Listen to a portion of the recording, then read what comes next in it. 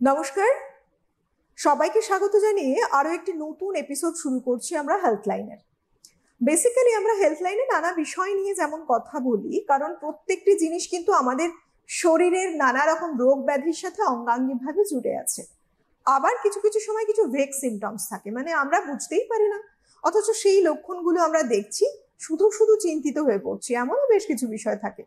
আর প্রত্যেকটি বিষয় না আমাদেরকে খুব ভালো করে জানার প্রয়োজন আছে, কোনটাকে আমরা গুরুত্ব দেব এবং কোনটাকে আমরা গুরুত্ব দেব না। কারণ এই যে বলে টেনশন মানে কিন্তু অনেকগুলো সমস্যাকে আরো ডেকে আনে।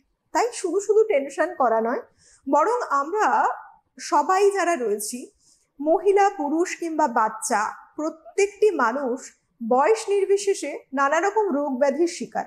তাই আমরা একটু বুঝে নেব, জেনে নেব বিভিন্ন বিষয়গুলো। তার জন্যই কিন্তু হেলথলাইন রয়েছে, যেগুলো একটা ভালো গাইডলাইনও বলা চলে। বেসিক্যালি আজকে যে বিষয়টা নিয়ে আলোচনা করব, ব্যথার নিয়ে আলোচনা করব। পেইন ম্যানেজমেন্ট এই থাকছে আমাদের বিষয়। কেন আজকে ব্যথা নিয়ে কথা বলাটা এত জরুরি? ব্যথা তো শরীরের যে কোনো জায়গায় নানা কারণে হতেই পারে, কিন্তু এই যে নানা কারণগুলো চিনে নেওয়ার, বুঝে নেওয়ার দরকার আছে। কারণ কোনো কারণগুলো হয়তো বা একটু হালকা চালিয়ে যেতে পারে, কোনো বিষয়গুলো যদি আমরা না বুঝতে পারি, আখেরে হয়তো একটা অনেক বড় রোগের সাথে সেই ব্যথা জুড়ে রয়েছে। এইটা আমরা একটু বুঝে নেব। তাই আজকে শুধুমাত্র আমরা পেইন ম্যানেজমেন্ট নিয়ে কথা বলবো। বর্তমানে যারা এই যে পেইন ম্যানেজমেন্টের রিহ্যাবিলিটেশনস গুলো রয়েছে, তারা যেখানে কাজ করছেন বিভিন্ন ডক্টররা, এটা যে কতখানি গুরুত্বপূর্ণ, অথচ বহু মানুষ এই পেইন ম্যানেজমেন্টের রিহ্যাব গুলো সম্পর্কে জানেনই না, সেটাও বোধহয় একটু জেনে নেওয়ার প্রয়োজন আছে। আমরা যতটা জানবো, আমাদের যতটা বিষয় সম্পর্কে একটা স্বচ্ছ ধারণা তৈরি হবে, আমাদের মনের কিন্তু এই অযাচিত ভয়, ভাবনা, চিন্তাগুলো দূরে চলে যাবে। আর এটাই বোধহয় আমাদের প্রয়োজন। রোগ থাকতেই পারে, শরীর যখন আছে রোগ ব্যাধি থাকতেই পারে, কিন্তু আমরা রোগ নিয়ে রোগগ্রস্ত হয়ে দীর্ঘদিন কেন চলবো? আমরা একটু সুস্থ থাকার কথা চিন্তা করতে পারি, ভাবতেও পারি। আজকে ব্যথা নিয়ে কথা বলবো। বহু মানুষ ব্যথায় আক্রান্ত হচ্ছেন। কোন ব্যথা কি ধরনের এবং বিভিন্ন মানুষের মধ্যে যে মিথগুলো রয়েছে, ভ্রান্ত ধারণাগুলো রয়েছে, সেগুলো একটু চিনে নেওয়ার প্রয়োজন আছে। চলুন আজকে আমাদের অনুষ্ঠান শুরু করব। আজকের বিষয় থাকছে পেইন ম্যানেজমেন্ট, এবং যিনি এ বিষয়ে আমাদের বিশেষভাবে জানাবেন, বিশদে জানাবেন, আমাদের সঙ্গে এই মুহূর্তে স্টুডিও থেকে সরাসরি উপস্থিত রয়েছেন doctor Pranesh Mondal, assistant professor from Sagar Dutta medical college and hospital, MD PMR PDCC, pain management নিয়ে যিনি কাজ করছেন দীর্ঘ সময়। তাকে আমরা স্বাগত জানাবো। অনেক স্বাগত স্যার। নমস্কার স্যার, আমরা যে বিষয়টা আজকে রেখেছি পেইন ম্যানেজমেন্ট, এটা শুনেই আমার মনে হলো যে ব্যথা তো নানা রকম বিষয় নানা বিভিন্ন বয়সের মানুষের হচ্ছেই। একটা বার্ধক্যজনিত কারণ থাকে, মানা যায়, কিন্তু অল্প বয়সী ইয়াং জেনারেশন, তাদের মধ্যেও কিন্তু ব্যথা হচ্ছে, বেসিক্যালি নানা ধরনের ব্যথা। তো প্রথমেই যে বিষয়টা আসবো, যে এই যে একটা শোল্ডারে পেইন হচ্ছে, কাঁধে কনুইতে ব্যথা, বেসিক্যালি এখান থেকেই শুরু করি। বড় অনেক কারণে হতে পারে। কোনো মানুষ খেলতে গেল, একটা লেগে গেল হাতে, হয়তো একটা ট্রমা তৈরি হলো, সেখান থেকে তারা ব্যথা দীর্ঘদিন রয়েছে, একটু ওভারলুক করে যাচ্ছে, কিছু কিছু জেল অ্যাপ্লাই করছে, স্প্রে অ্যাপ্লাই করছে। এটা আদতে ভবিষ্যতে গিয়ে কোনো সমস্যা কি বাড়াতে পারে? আরো যে কোনো কোথাও যদি ব্যথা হয়, সর্বপ্রথমে আমাদের যেটা করতে হবে সেটা হচ্ছে রোগটা নির্ণয় করতে হবে। ব্যথার কারণ কি? আমরা ব্যথার কারণ জানলাম না, অথচ আমরা দীর্ঘদিন ওষুধ খেতে লাগলাম, বা কোনো জেল লাগালাম, বা ইউটিউব বা কারো দেখে ব্যায়াম করতে লাগলাম, কিন্তু আদতে দেখা যায় এগুলো ফিউচারে গিয়ে অনেক বড় ক্ষতি ডেকে আনে। বিশেষ করে শোল্ডার জয়েন্টই যদি বলেন, সেখানে হয়তো দেখা যায় যে একটা ছোট চোট লেগেছে, রোটেটর কাফে ইনজুরি হয়েছে, তো সেটা দীর্ঘদিন আমি ফেলে রাখলাম। আলটিমেটলি ব্যথাটা এত বেড়ে গেল যে আমি হাতটা নাড়াতে পারছি না, শোল্ডার জয়েন্টটা মুভ করতে পারছি না, মানে সেখানে ফ্রিজ হয়ে গেল, ফ্রোজেন শোল্ডার হয়ে গেল। ঠিক আছে, তো ফ্রোজেন শোল্ডার প্রথমেই আসে না, প্রথমে আমাদের হয়তো রোটেটর কাফ ইনজুরি থেকে গেল, বা বাইসিপিটাল টেন্ডিনোপ্যাথি, বা অন্য আরো অনেক কারণ, যে কারণে হয়তো শোল্ডার পেন হতে পারে। কিন্তু দীর্ঘদিন ধরে আমরা যদি অবহেলা ফেলে রাখি, তাহলে এটা কিন্তু আলটিমেটলি অনেক খারাপ দিকে চলে যেতে পারে। এটা যেমন একটা দিক গেল, এরকম এমন অন্য কোমরে ব্যথা বা এরকম মাথায় ব্যথা, এরকম অনেক কোন ব্যথা আছে যেগুলো কিন্তু হেলাফেলা করার একদমই নয়। বিশেষ করে অল্প বয়সী যারা, যারা সকালে ঘুম থেকে উঠে ব্যথা অনুভব করেন বা একটা আড়ষ্ট ভাব থাকে এবং সেটা কমতে আধ ঘন্টার বেশি সময় লেগে যায়, অল্প বয়সী যাদের, তাদের কিন্তু একদমই স্পন্ডাইলোসিস বলে হেলাফেলা করে ওষুধ খেলাম বা ব্যায়াম করলাম এভাবে করবেন না, কারণ সেটা কিন্তু অন্য একটা খারাপ রোগের দিকে যেতে পারে। কারণ এটা সবসময় একটা ইনফ্লামেটরি আর্থ্রোপ্যাথি বা স্পন্ডাইলো আর্থ্রোপ্যাথি বা অ্যাঙ্কাইলোজিং স্পন্ডাইলাইটিস হতে পারে। তো সেটা অবশ্যই কিন্তু আগে রোগটা নির্ণয় করা দরকার। আবার বয়স্কদের ক্ষেত্রে যাদের ধরুন হঠাৎ করে দেখলেন ওজন কমে যাচ্ছে, আনএক্সপ্লেইনড একটা ওয়েট লস হচ্ছে, বা অনেকে রাতে সিভিয়ার পেইন হচ্ছে, এত ব্যথা যে ঘুম ভেঙে যাচ্ছে। পেইনটা সারা শরীরেই হবে? সারা শরীরেও হতে পারে বা নির্দিষ্ট কোনো একটা জায়গায় হতে পারে। হয়তো দেখলেন পিঠের কোনো একটা বনে হচ্ছে, পিঠে হচ্ছে, কিংবা কাঁধে হচ্ছে, ঠিক আছে, যে কোনো জায়গায়, ঠিক আছে। তো সেটা কিন্তু কখনোই গুরুত্বহীনভাবে রেখে দেওয়া বা কমে যাবে এরকম কখনোই করবেন না। কারণ দেখা যায় আলটিমেটলি এগুলো হয়তো যখন বেরুলো তখন হয়তো মানে খুব একটা চিকিৎসার জায়গা থাকে না, হয়তো ম্যালিগন্যান্সি বা একটা সেকেন্ডারি মেটাস্টাসিস কিছু হয়ে গেছে, কিংবা হয়তো ইনফেক্টিভ কিছু একটা, যেটা আর্লি স্টেজে ট্রিটমেন্ট করলে হয়তো খুব মানে সেরে যাওয়ার ব্যাপার থাকতো, কিন্তু হয়তো এমন লেট স্টেজে চলে গেছি যখন আর কিছু করার থাকে না। সুতরাং ব্যথা কখনোই কিন্তু ফেলে রাখা উচিত নয়। একেবারেই, মানে যে কোনো জিনিস বারবার ডক্টররা বলে থাকেন ফেলে রাখলে সেটা আস্তে আস্তে, সেটা যেহেতু ট্রিটমেন্টে থাকে না আন্ডারে, বেড়ে যায় প্রবলেমগুলো। সঠিক সময়ে বোধহয় এটাই, যখনই সমস্যা দেখছেন ডক্টরের কাছে পৌঁছে যেতে হবে। ব্যথা হচ্ছে মানে সেটাকে ফেলে রাখা নয়। আজকে আমরা যেহেতু ব্যথা নিয়ে কথা বলছি, আর স্যার এই একটা বিশেষ বিষয় আমার মনে হচ্ছে, প্রত্যেকটা মানুষ, আপনি যেটা একটু আগেই বলছিলেন যে অনেকে কিন্তু স্পন্ডিলাইটিস ভেবে ফেলে রাখেন। এবার এই যে ঘাড়ে অনেকের ব্যথা হচ্ছে, কোমরে একটা দীর্ঘদিন ব্যথা রয়েছে, এই ঘাড় এবং কোমরে ব্যথা মানেই কি স্পন্ডাইলোসিস? আবার আরো একটা টুইস্ট রয়েছে, সেটা হচ্ছে স্পন্ডিলাইটিস এবং স্পন্ডাইলোসিস। এ নিয়ে বহু মানুষের বহু মিথ রয়েছে, বহু কথা রয়েছে। বুঝবেন কি করে মানুষ আলাদা করে? আচ্ছা, প্রথমে আমি টার্মটা নিয়ে বলছি। স্পন্ডাইলো মানে হচ্ছে আমাদের স্পাইন যেটা, সেটা নিয়ে সেটা ডিজিজ। তো স্পন্ডাইলোসিস মানে স্পন্ডাইলোসিস মানে এখানে ডিজেনারেশন হচ্ছে। ডিজেনারেশন মানে একটা বার্ধক্যজনিত যে আমাদের স্পাইনের যে চেঞ্জ হয় সেটাকে আমরা ডিজেনারেশন বলে থাকি। তো সেটাকে বলে স্পন্ডাইলোসিস। আরেকটা হচ্ছে স্পন্ডাইলাইটিস, আইটিস মানে এখানে ইনফ্লামেশন, অর্থাৎ অ্যাঙ্কাইলোজিং স্পন্ডাইলাইটিস বা স্পন্ডাইলো আর্থ্রোপ্যাথি যেগুলো, এগুলো ইনফ্লামেটরি স্পাইনের যে ডিজিজগুলো, সেগুলোকে আমরা বলি স্পন্ডাইলাইটিস। আর বাকি আরো দুটো আছে টার্ম, সেটা হচ্ছে স্পন্ডাইলোলিস্থেসিস, অর্থাৎ যে আমাদের মেরুদণ্ডে দেখবেন একটার উপর একটা হাড় পরপর ইটের মতো সাজানো থাকে, এগুলোকে আমরা ভার্টিব্রা বলি। তো ভার্টিব্রাগুলো একটার উপর একটা সাজানো থাকে এবং মাঝখানে ডিস্ক থাকে, মানে যেমন একটা ইটের মাঝখানে যে সিমেন্ট বালি দিয়ে যেমন গাঁথা থাকে এরকম। তো যখন উপরের ভার্টিব্রাটা নিচের ভার্টিব্রার থেকে সামনের দিকে সরে যায় তখন সেটাকে আমরা বলি লিস্থেসিস। যখন সামনের দিকে যায় তখন তাকে বলি অ্যান্টেরোলিস্থেসিস, যখন পিছনের দিকে যায় তখন আমরা বলি রেট্রোলিস্থেসিস। তো আরেকটা হচ্ছে স্পন্ডাইলোলাইসিস, অর্থাৎ যেখানে ভার্টিব্রার পিছনের দিকে পার্স ইন্টারআর্টিকুলারিস বলে একটা জিনিস থাকে। তো সেটা যখন ব্রেক হয়ে যায়, সেটা বিভিন্ন কারণে হতে পারে, ট্রমার জন্য বা ডিজেনারেশন বা কনজেনিটালেরও অনেকের হতে পারে, তো জন্মগত হতে পারে, বা প্যাথোলজিক্যাল অনেক কিছু কারণেও হতে পারে। তো সেটাকে আমরা বলি স্পন্ডাইলোলোসিস। আচ্ছা, তো এইরকম বিভিন্ন টার্ম আছে, তো একটার সঙ্গে একটা গুলিয়ে ফেললে মুশকিল। তো তো যেটা প্রথমে যেটা আমরা ফিরে আসি আবার, তো সবাই যখন কোমরে ব্যথা বা ঘাড়ে ব্যথা নিয়ে আসেন বলেন স্পন্ডাইলাইটিস, তো অ্যাকচুয়ালি জিনিসটা ওনারা হয়তো স্পন্ডাইলোসিস বোঝাতে চাইছেন, ডিজেনারেশন, কিন্তু স্পন্ডাইলাইটিস বলে থাকেন। কিন্তু এটা মাথায় রাখতে হবে যে স্পন্ডাইলোসিস মানে ডিজেনারেশনটাই কিন্তু কোমরে ব্যথা বা ঘাড়ে ব্যথার একমাত্র কারণ না। আচ্ছা, ঠিক আছে। তো স্পাইনের ব্যথা কি কি কারণে হতে পারে, তো সেটা বলার জন্য আমি প্রথমে একটা গঠনগত কিছু অ্যানাটমিক্যাল কিছু স্ট্রাকচার নিয়ে প্রথমে কথা বলতে চাই। তো আমি যেটা প্রথমে বলছিলাম, তো স্পাইনের যে হাড়গুলো বা ভার্টিব্রাগুলো থাকে সেটা একটার উপর একটা সাজানো থাকে।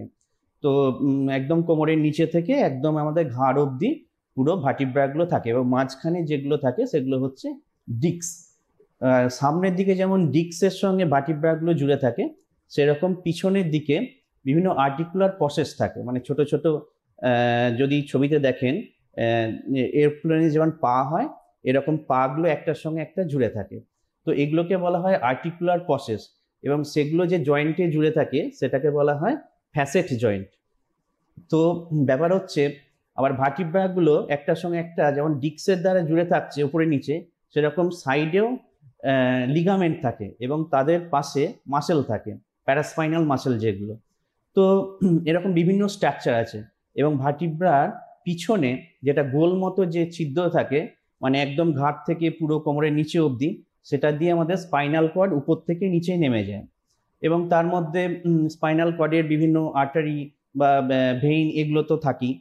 তো এখান থেকে বিভিন্ন নার্ভ বিভিন্ন লেভেলে নেমে আমাদের হাত বা পায়ের দিকে যায়। তো এতগুলো স্ট্রাকচার আমাদের স্পাইনে আছে। তো ব্যথা কিন্তু স্পন্ডাইলোসিস মানে শুধু হাড়ের ডিজেনারেশন থেকেই হয়েছে এটা ভাবার কারণ কখনোই না। সেটা কখনো মাসেল থেকে হতে পারে, কখনো ডিস্ক থেকে হতে পারে। যখন ডিস্কটা স্লিপ করে মানে পিছনের দিকে চলে গিয়ে যখন যে নার্ভগুলো বেরোচ্ছে তার উপর যখন প্রেশার দেয়, তখন দেখবেন ব্যথাটা শুধু কোমরে না পায়ের দিকে নামছে, বা ঘাড়ের ক্ষেত্রে হাতের দিকে নেমে যাচ্ছে, যেটাকে আমরা পায়ের ক্ষেত্রে সায়াটিকা বলে থাকি বা র্যাডিকুলার পেন বলে থাকি। বা অনেক সময় দেখবেন ডিস্কটা যখন মাঝখান থেকে পিছনের দিকে সরে গেছে, তখন সেটা স্পাইনাল কর্ডের উপর প্রেশার দিচ্ছে, তখন যে ক্যানাল স্পেসটা থাকে সেটা অনেক ছোট হয়ে যায়, সেটাকে আমরা ক্যানাল স্টেনোসিস বলে থাকি। তো তার জন্য কি হয় যে স্পাইনাল কর্ডে যে রক্ত চলাচল সেগুলো অনেক হ্যাম্পার করে। তো সেখান থেকে একটা নিউরোজেনিক ক্লডিকেশন হতে পারে। নিউরোজেনিক ক্লডিকেশন কি মানে, আমাদের যখন হাঁটবো তখন দেখবো পায়ে আমরা কিছুটা দূর হাঁটার পর কাপ মাসেল গুলো একদম কামড়ে ধরছে, পেইন হচ্ছে, আচ্ছা ঠিক আছে, এটাকে ক্লডিকেশন বলে। তো তারপরে একটু রেস্ট নিলে দেখবেন সেটা কমে যাচ্ছে। তো এটা কিন্তু কোমর থেকে হতে পারে, কমন সিম্পটম। বহু মানুষ কিন্তু বলেন যে এটা আমার হচ্ছে এই প্রবলেমটা, মাসেল যেন ক্র্যাম্প হচ্ছে। হ্যাঁ, ক্র্যাম্পটা আলাদা জিনিস। ক্র্যাম্পটা দেখবেন সেটা অনেক সময় রেস্টিং কন্ডিশনে হচ্ছে, রাতে শুয়ে থাকলে হচ্ছে, বা হয়তো কাজ থেকে ফিরে রেস্ট নিচ্ছেন সেই টাইমটা হচ্ছে, কিন্তু অ্যাকচুয়ালি যখন হাঁটছেন কিছুটা দূর হেঁটে গিয়ে দেখছেন আর হাঁটতে পারছি না, কাপ মাসেলে এত পেইন হচ্ছে বা একটা জ্বালা জ্বালা ভাব হচ্ছে, রেস্ট না নিলে কিন্তু সেটা কমছে না। তো এটা কিন্তু ক্লডিকেশনের, নিউরোজেনিক ক্লডিকেশন, এটার কারণে কিন্তু স্লিপ ডিস্ক, ঠিক আছে। এটা যেমন একটা দিক গেল, সেই রকম কোমরে ব্যথার কিন্তু একটা বড় কারণ হচ্ছে আমাদের মাসেল পেন। আর এই মাসেল পেন হয় কিন্তু মূলত ব্যাড পশ্চার থেকে। একটা মানে আমরা যে কাজকর্ম করি বা যে ভঙ্গিমাতে বসি সেটা যদি ঠিকঠাক না হয়, বা অকওয়ার্ড পজিশনে আমরা যদি দীর্ঘক্ষণ বসে থাকি, সেক্ষেত্রে কিছু মাসেলের উপর বেশি প্রেশার পড়ে, কিছু মাসেলের উপর কম প্রেশার পড়ে। তো যেগুলোর উপর বেশি প্রেশার পড়ছে সেগুলোর জন্য কিন্তু সেই মাসেলগুলো শক্ত হয়ে যায় এবং সেখান থেকে মাসেল স্প্যাজমের জন্য পেইন হতে পারে। এটা যেমন গেল, সেরকম আমি যে ফ্যাসেট জয়েন্টের কথা বললাম, যে পা গুলো একটার সঙ্গে একটা জুড়ে থাকছে, তো সেখানে ফ্যাসেট জয়েন্টের মধ্যে বিভিন্ন আর্থ্রোপ্যাথি বা বিভিন্ন ডিজিজ হয়ে বা ডিজেনারেশনের জন্য ফ্যাসেট আর্থ্রোপ্যাথি হতে পারে, ফ্যাসেট জয়েন্ট থেকে পেইন হচ্ছে, ঠিক আছে। আবার যে লিগামেন্ট গুলো আছে সেখান থেকেও থিকেনিং হয়ে গেলে সেগুলো থেকে হতে পারে।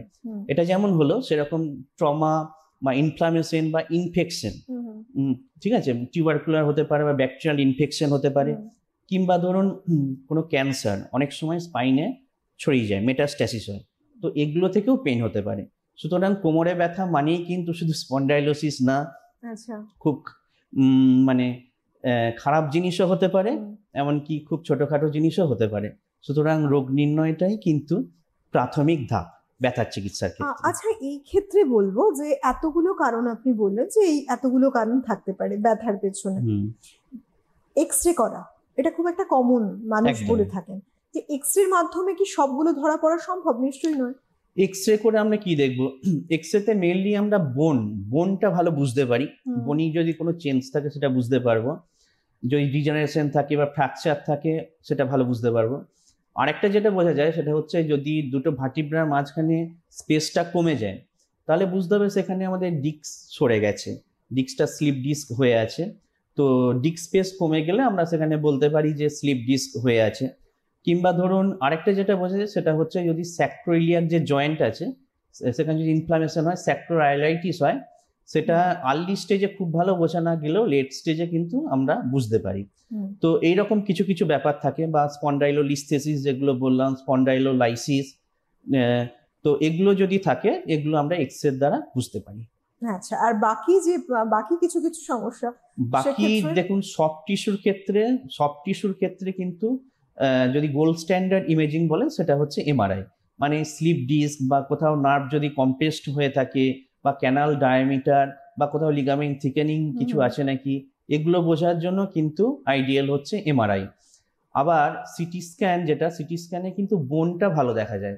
তো অনেক সময় হয় কি, আমরা অনেক সময় ভার্টিব্রাল কম্প্রেশন ফ্র্যাকচার এক্সরেতে খুব ভালো বোঝা যায় না, মাইনর ফ্র্যাকচার বা আছে, সেক্ষেত্রে আমরা সিটি স্ক্যান করিয়ে থাকি, যাতে পুরো একটা 3D সিটি করলে পুরো ভার্টিব্রার পুরো দিকটা, মানে 3-4টে দিকই আমরা ভালো বুঝতে পারি।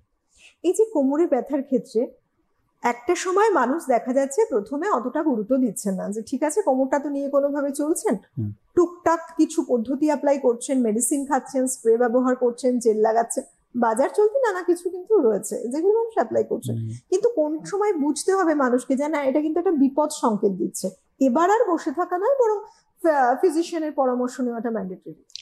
হ্যাঁ, বিপদ সংকেত বা রেড ফ্ল্যাগ সাইন আমরা কোমরে ব্যথার ক্ষেত্রে বলে থাকি। তো মেনলি কোন জিনিসগুলো হলে আপনাকে অবশ্যই গুরুত্ব দিতেই হবে, সেটা হচ্ছে যদি কোনো মেজর ট্রমা থাকে, মানে পড়ে গেছেন, বা অনেক সময় বয়স্কদের ক্ষেত্রে হয় কি, তাদের হয়তো খুব বড় সড়ো চোট লাগলো না, কিন্তু হঠাৎ করে দেখলেন যে সামনে ঝুঁকতে গিয়ে কিংবা কিছু নিতে গিয়ে সিভিয়ার পেন হলো, কোমরে বিশাল একটা ব্যথা হলো। তো সেক্ষেত্রে যদি হয় যে সিভিয়ার পেন হঠাৎ করে শুরু হলো, কিংবা দেখলেন যে জ্বর আসছে, ওজন কমে যাচ্ছে, আনএক্সপ্লেইনড ওয়েট লস, মানে হঠাৎ করে ওজন খুব কমে গেছে, কোনো কারণ ছাড়াই, কারণ বোঝা যাচ্ছে না, রাতের দিকে সিভিয়ার পেন হচ্ছে, ঠিক আছে, সকালে ঘুম থেকে ওঠার পর দেখলেন ব্যথা বেশি হচ্ছে বা আড়ষ্ট ভাব বেশি, এসব যদি থাকে তাহলে সেক্ষেত্রে কিন্তু সেটা রেড ফ্ল্যাগ সাইনের মধ্যে পড়ছে, এবং তার চিকিৎসা কিন্তু খুব দ্রুত করানো উচিত। এই যে কতগুলো কথা বললেন যে ব্যথার অতগুলো কারণ, তার মধ্যে স্লিপ ডিস্কও অন্যতম। এই যে স্লিপ ডিস্ক মানে একটা ডিস্ক তার যে নিজস্ব জায়গা ছিল সেটা থেকে সরে চলে গেল, এক্ষেত্রে অপারেশন কি করতে হয়? হ্যাঁ, স্লিপ ডিস্ক কিন্তু হলেই আপনাকে অপারেশন করতেই হবে এরকম অনেক হয় কি, পেশেন্ট অনেক সময় এমআরআই নিয়ে আসলেন, হয়তো ডাক্তারবাবু আসলেন, ডাক্তারবাবু আমার তো এই হয়েছে, তাহলে কি অপারেশন ছাড়া কোনো উপায় নেই? তো ব্যাপার হচ্ছে স্লিপ ডিস্ক মানেই কিন্তু অপারেশন, এটা একদমই ভুল। কারণ অপারেশন কখন করবেন সেটাকে প্রথমে বলে দিই, তারপর বলে দিই অপারেশন ছাড়া কি কি চিকিৎসা আছে। তো অপারেশন কখন করতে হবে?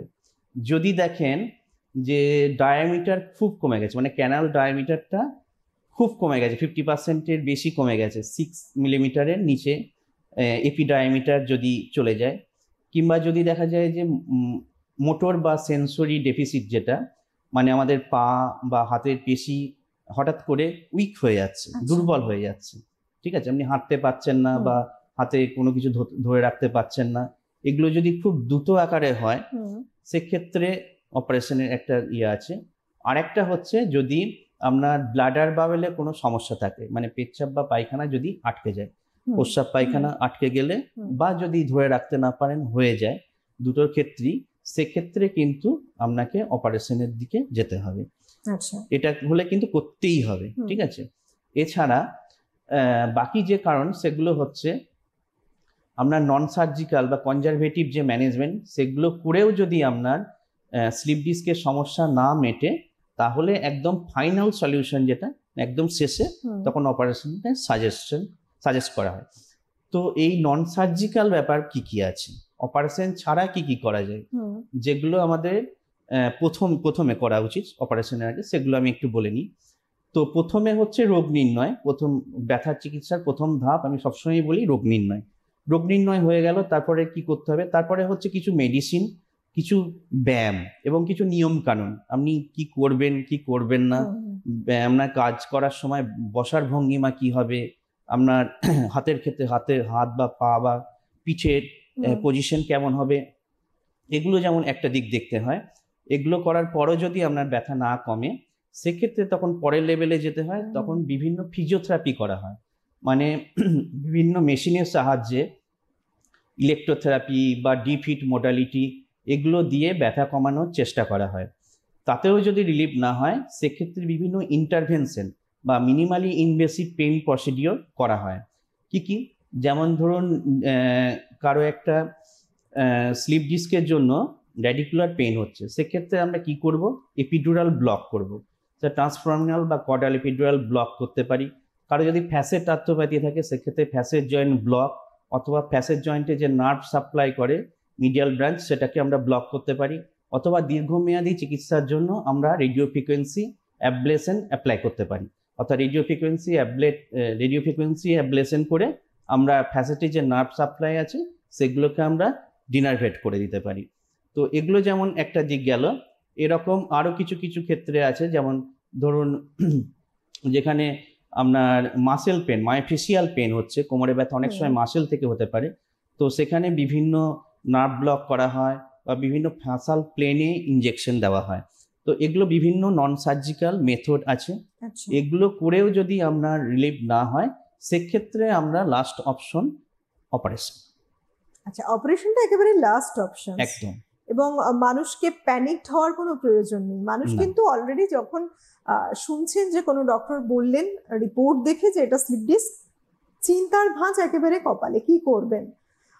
যাই হোক, সত্যি তাই এত সুন্দরভাবে বললেন, আশা করি মানুষের অনেক ভ্রান্ত ধারণাগুলো কাটবে।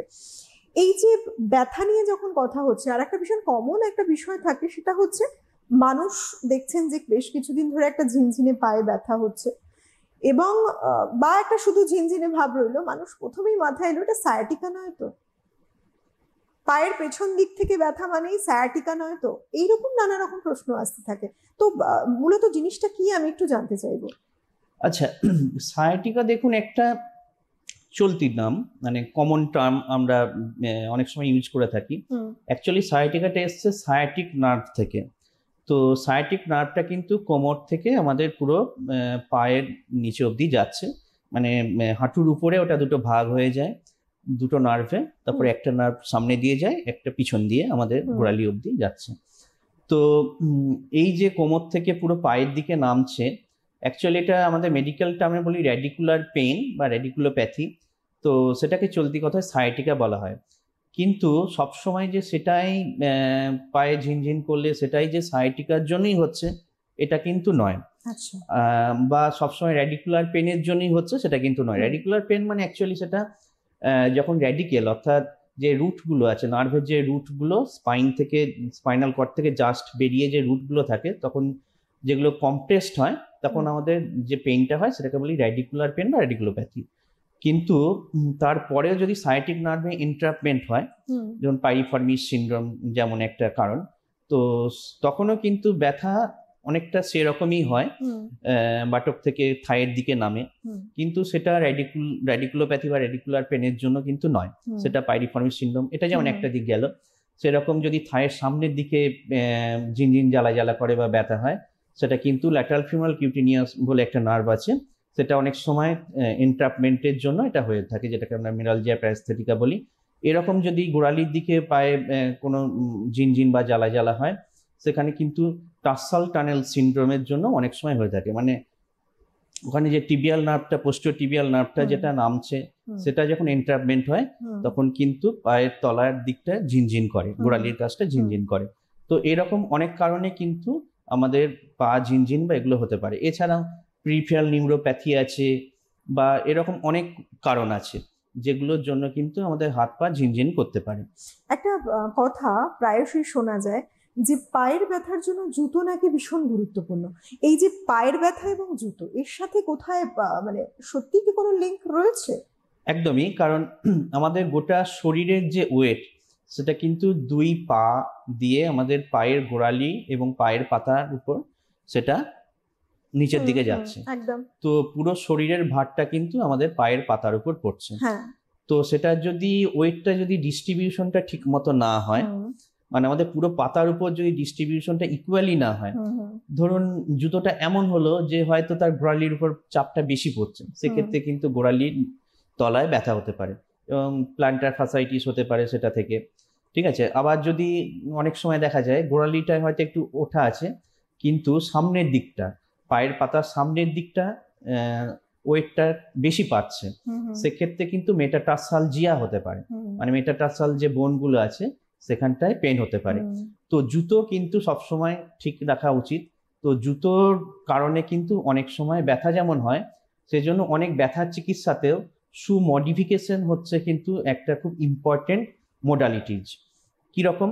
যেমন ধরুন তার প্লান্টার ফাসাইটিস আছে, তার ক্ষেত্রে কিন্তু আমাদের হিল কুশন দরকার, মানে হিলের দিকটা একটু নরম হবে, বা অনেক সময় সিলিকন ইন হিল বা সিলিকন ইনসোল বলা হয়।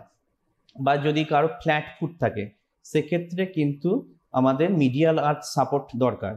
ফ্ল্যাট ফুট থাকলে কিন্তু অনেক সময় পায়ের পাতায় ব্যথা হয়।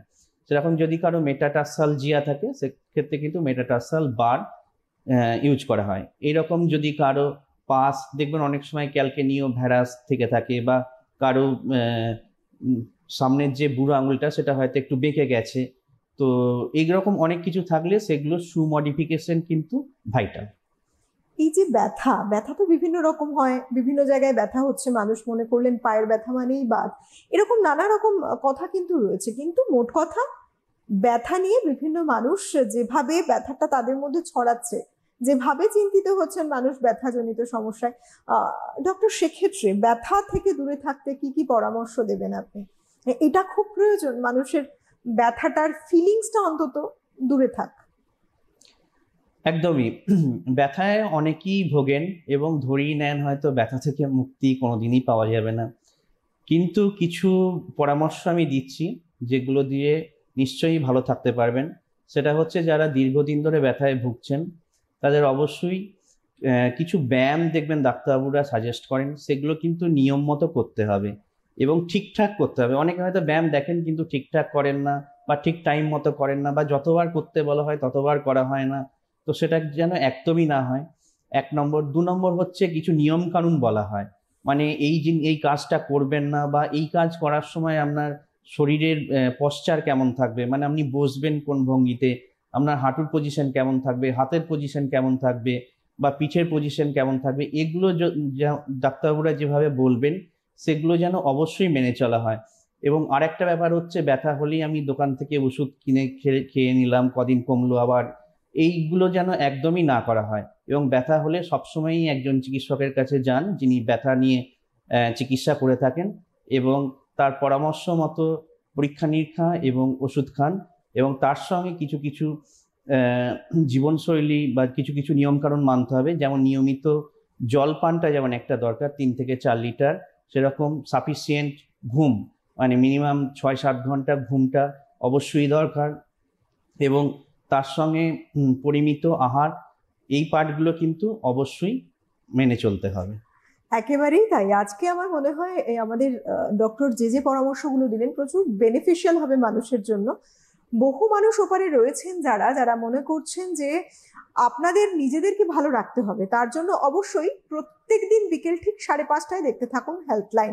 বিভিন্ন বিষয়ের উপরে আলোচনা এগিয়ে চলে, বিভিন্ন চিকিৎসক মণ্ডলী যারা বিশেষজ্ঞ চিকিৎসক রয়েছেন বিভিন্ন বিষয় নিয়ে আলোচনা করে থাকেন। তাই প্রত্যেককে সুস্থ থাকুন, ভালো থাকুন, এটাই আমাদের মোটো হোক।